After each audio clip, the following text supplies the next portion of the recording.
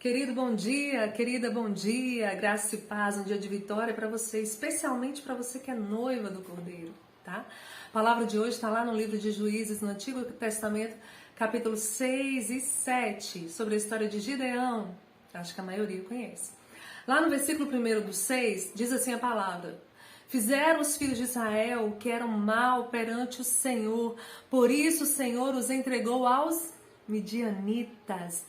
Israel pecou e por isso Deus executou juízo sobre Israel, entregando Israel aos midianitas. Querido, não é diferente conosco. Toda vez que nós pecarmos, nós, pessoa individual, nós, nação, nós receberemos o juízo de Deus. Deus é bonzinho, mas Deus é justiça. O que esses midianitas faziam? Eles saqueavam os gados do pessoal de Israel, da tribo. Toda vez eles vinham nas plantações, arrancavam tudo, levavam tudo para eles. E quando Israel plantava, estava tempo de colheita, eles levavam tudo. Israel estava se definhando. Esse povo não respeitava o direito de propriedade. Hoje tem um grupo também que não respeita, né? Mas assim, o juízo de Deus vem, é certo.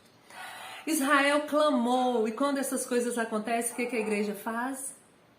Clama. E aí aparece o anjo do Senhor e fala para Gideão: Gideão, o Senhor é contigo. Qual que foi a primeira coisa que Gideão fala para o anjo? Mas se o Senhor fosse comigo, nós não estaríamos passando por isso nos sobreveio. Aí o próprio Senhor vai e fala para Gideão: Gideão, vai e livra a Israel. Um homem que estava questionando, entendendo que o que ele estava passando é porque Deus não estava com ele, mas Deus estava com ele. Porém, o Senhor estava executando justiça e juízo. Aí Deus fala para esse homem: vai lá e livra Israel. Aí Gideão fala: mas como a minha família é a mais pobre, nós estamos tudo na pobreza, mas a minha é a mais pobre. E da minha, eu sou o menor da casa do meu pai. Aí o Senhor falou: olha, não é você, Gideão, sou eu. Mas já que eu estou com você, você ferirá os midianitas como se eles fossem um só homem. Detalhe, os midianitas eram como gafanhotos, tão numerosos que eram. Aí o que acontece? O Senhor instrui Gideão a destruir o altar que fizeram a Baal. Pecado. Deus foi instruir: quebra lá o altar. Os midianitas, amalequitas e os outros povos do Oriente se juntaram lá no Vale de Jezreel. Gideão convoca outras tribos de Israel para participar da peleja e eles ficam lá na fonte de Arode. E aí acontece que está lá no capítulo 7, versículo 2 e 3. Diz assim: Disse o Senhor a Gideão: Gideão, é demais o povo que está contigo para eu entregar os midianitas nas suas mãos. Israel poderia se gloriar contra mim, dizendo: a minha própria mão me livrou.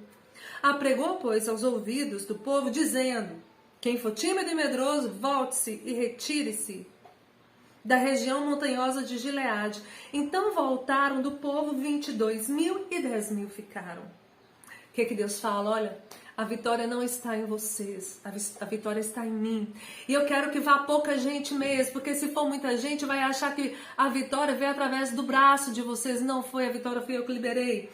E aí, de 32.000 soldados, só ficaram 10. E depois Deus fala: ainda tá muito, Gideão, tá muito. Por fim ficaram 300.